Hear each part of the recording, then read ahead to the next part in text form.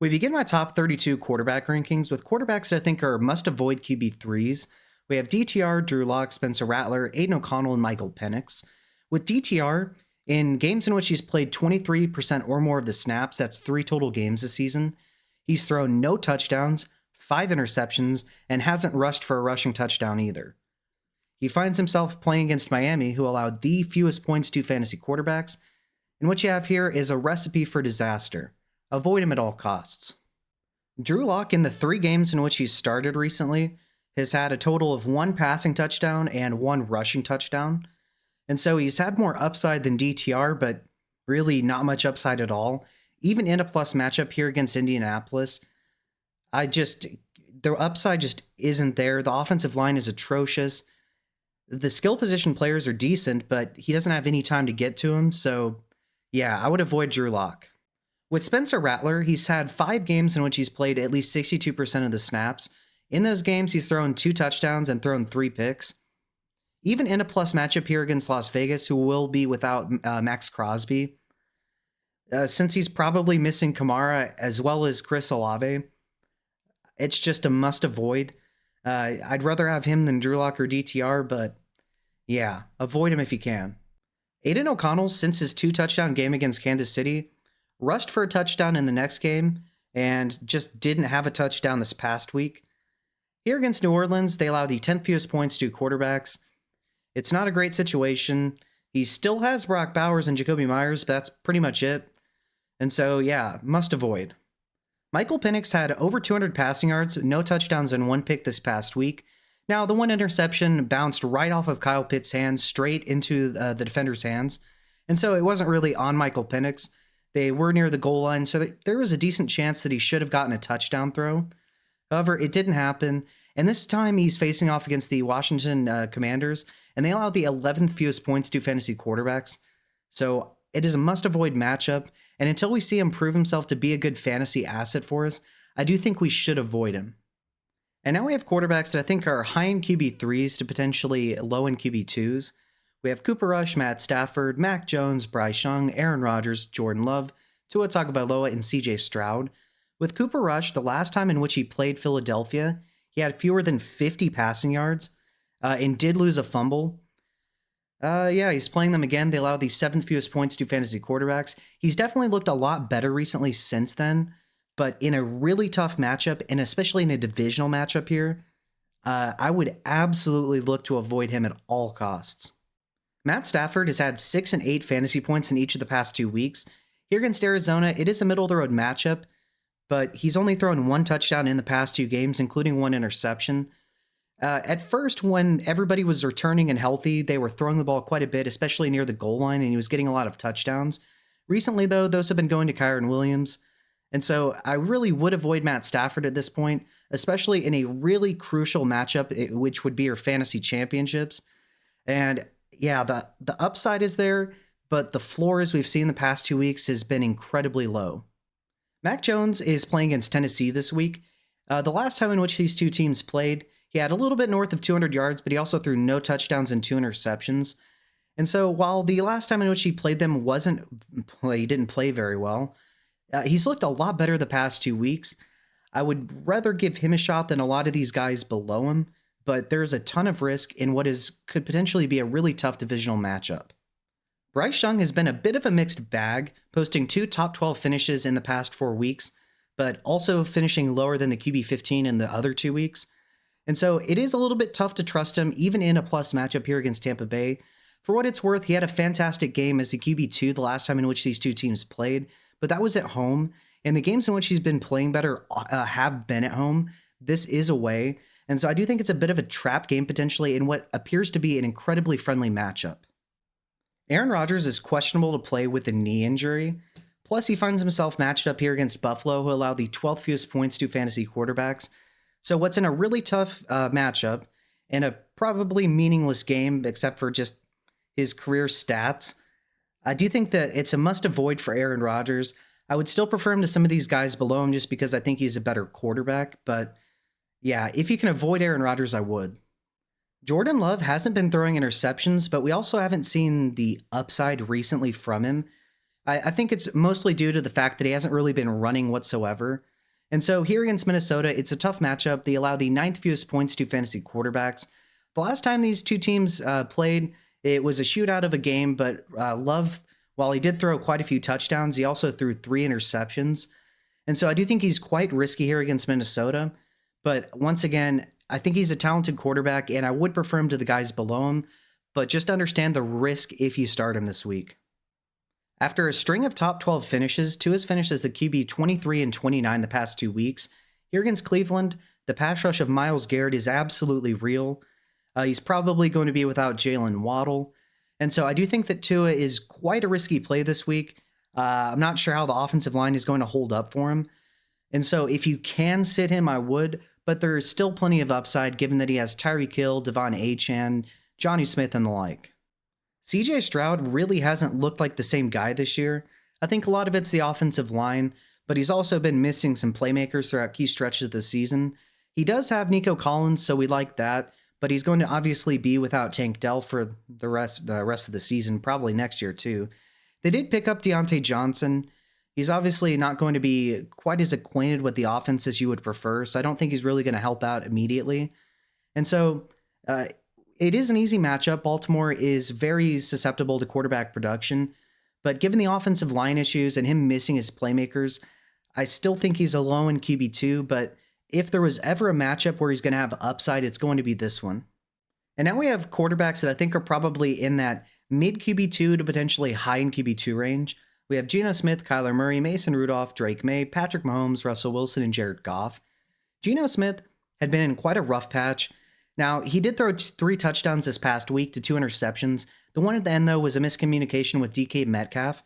And so I really don't think that was Geno's fault. However, he goes from facing Minnesota to facing Chicago. So it gets worse for him in terms of the matchup. It really sucks that he has to play the NFC North. So against Chicago, I think he's a QB2. There's plenty of upside, but against a really stingy defense that does force turnovers, if you can look elsewhere, I would.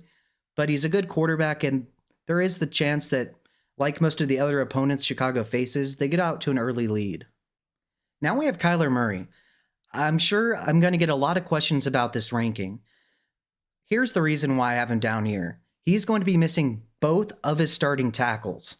He's going to be facing Jared Verse. Yeah, he already has plenty of trouble against elite pass rushers. And so without the tackles there to protect him, I really don't like him this week. He obviously has plenty of rushing upside, and it would theoretically be a good matchup with a positive game script in terms of there should be quite a bit of passing. But I do think he's going to get hit early and often, and I don't think he's going to have the best fantasy day. Mason Rudolph was just named the starter for Week 17 for the Tennessee Titans. He finds himself matched up with Jacksonville, who allowed the most points to fantasy quarterbacks.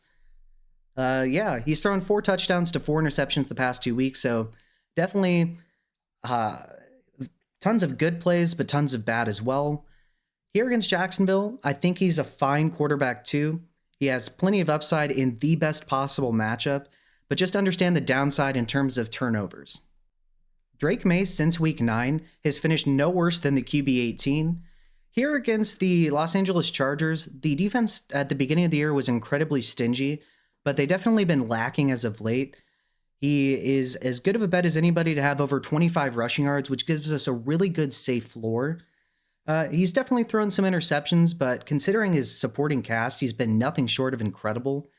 With the rushing upside in which he possesses against a struggling Chargers defense, I still think he's a QB2, but I do think he has quite a bit of upside this week. And now we have Patrick Mahomes. Say what you want, but he is one tough dude.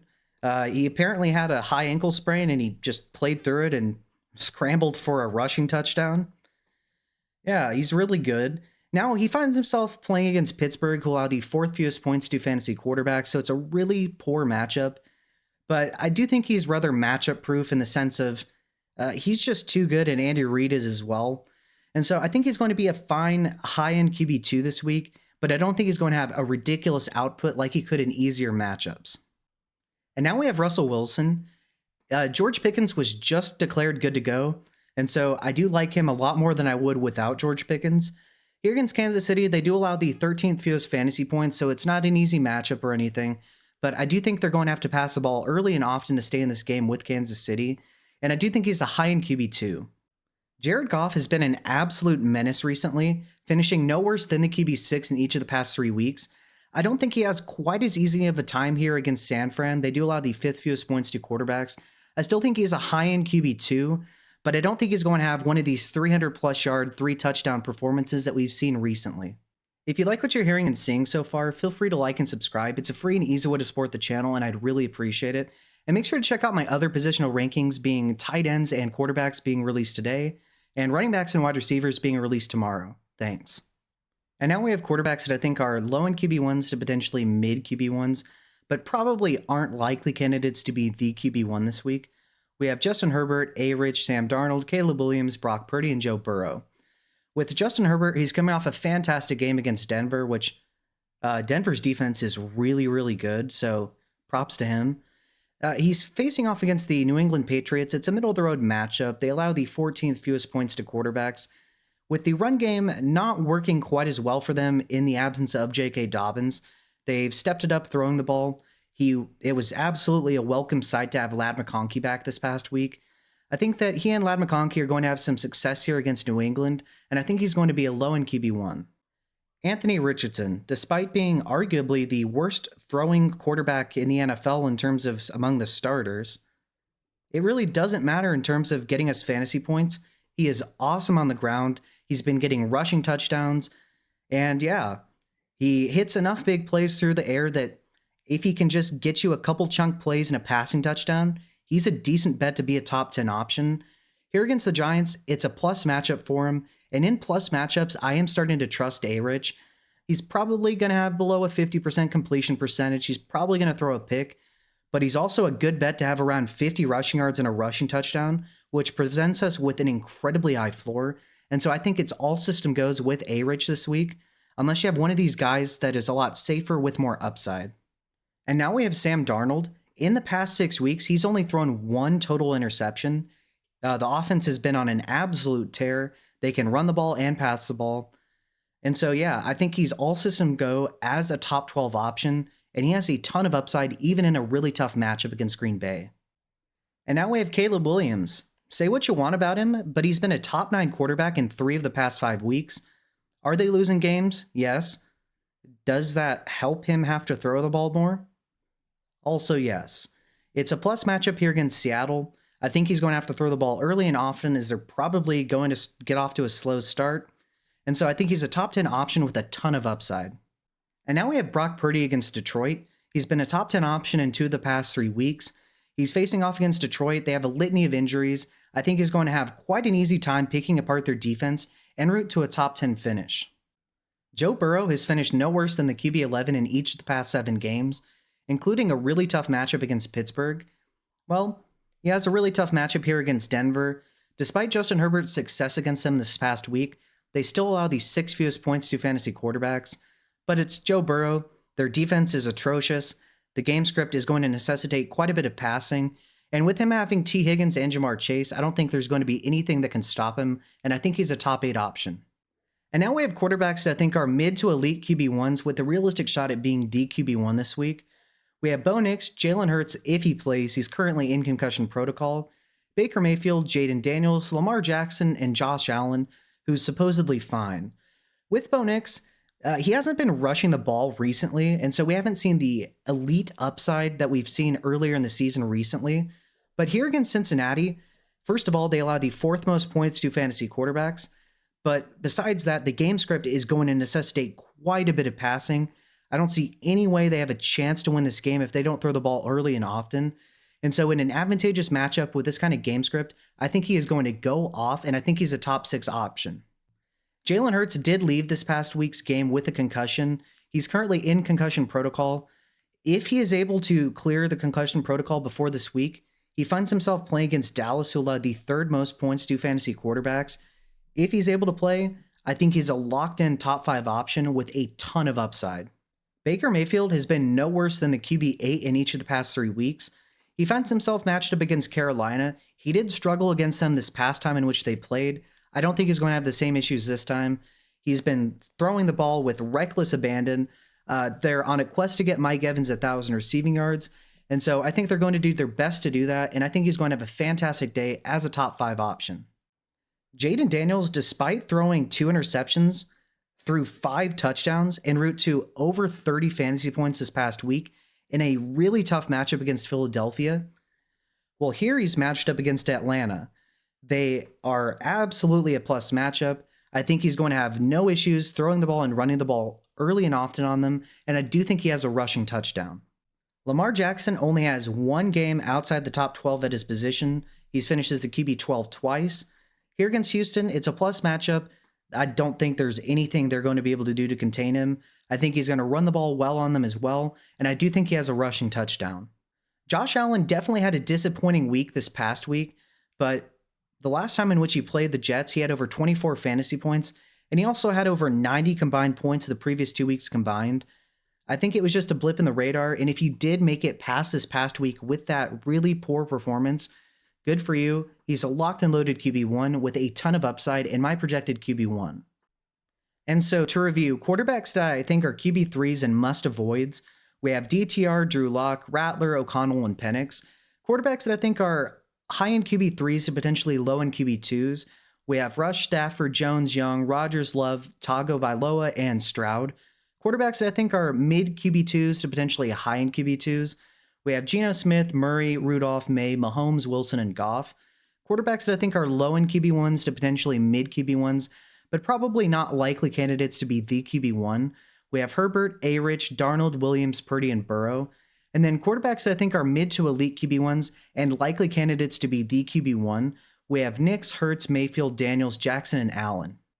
All right, you know the drill. Who do I have too high? Who do I have too low? Let me know below in the comment section and let me know why. And make sure you check out my other positional rankings. And I hope you guys absolutely crush your fantasy championships if you were able to make it there. And if not, whatever matchup in which you're facing this week. And yeah, good luck to everybody. And if you like what you've seen and heard, just like and subscribe. It's a free and easy way to support the channel, and I'd really appreciate it. Thanks.